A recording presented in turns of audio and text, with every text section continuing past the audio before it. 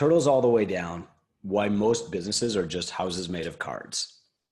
The scientist Bertrand Russell once gave a public lecture on astronomy. He described how Earth orbits the sun and the forces holding our galaxy together. At the end of the lecture, a little old lady stood up in the back of the theater and said, "What you just told us is rubbish. The world is a flat plate resting on the back of a giant tortoise." And Russell asked, "Well, what is the tortoise resting on?" And the old lady replied, "You're very clever, sir, very clever, but it's turtles all the way down." When a gym owner books a free call with me, I spend the first 10 minutes asking questions. I want to know their story, I want to see if I can help them, and I want to find their bedrock. So I ask about their perfect day. I ask them to tell me the story of their business. I ask, who's helping you with this? But then I really trying to find out is their foundation, the systems on which their business runs. And when I discover a lack of systems, I want to know their goals. And if they can't clearly state their goals, their giant, big why in the sky, then I ask about their values because I'm looking for their foundation. Knowledge in science and myth and in your business requires a foundation of absolute truth. If I ask your staff, why do we open at 9 a.m., are they likely to say, because that's the time we've always opened? And so if I asked, why have you always opened at that time, what answer would they give?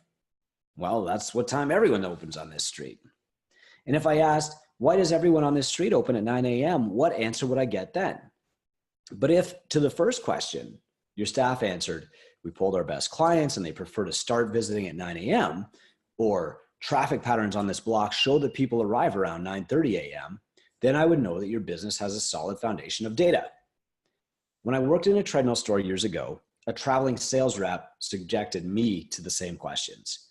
Why do you open Monday to Friday from 9 until 5, then open for a half a day on Saturday, and then stay closed all day on Sunday?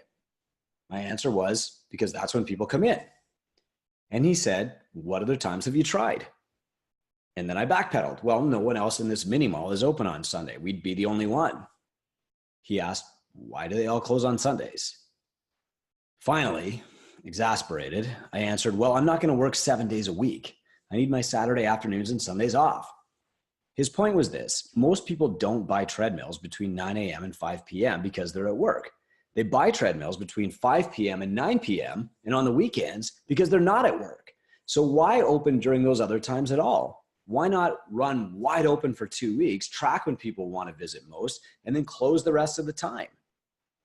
As he asked me those questions, I realized that I had no bedrock. I didn't have a real reason for doing things the way I did. It was turtles all the way down. My business was a house of cards, and each card was just a guess. So here's how we build foundations at Two Brain. First, we start with your values. What's your personal, non-negotiable bedrock? What are you not willing to sacrifice? For example, I believe in transparency and fairness, so I don't offer discounts at my gym. Then we follow with goals. What's your perfect day? Where are we heading? Next, we build playbooks so that staff find it easy to do things the way you want them done. The playbooks become their bedrock. And finally, we examine the gold standards in your industry and ask, what are the best doing? What's a 10 out of 10 here? And then we work to improve all of it. Just as you can't add weight to a house of cards, you can't grow a business without a foundation. Myths and science alike fail when a foundation isn't clear. Laws too. In 2006, Justice Antonin Scalia of the US Supreme Court wrote about unsupportable laws in Rapanos versus the United States. In our favorite version, an Eastern guru affirms that the earth is supported on the back of a tiger. When asked what supports the tiger, he says that it stands upon an elephant. And when asked what supports the elephant, he says that it is a giant turtle. When asked finally what supports the giant turtle, he is briefly taken aback, but quickly replies, after that, it's turtles all the way down.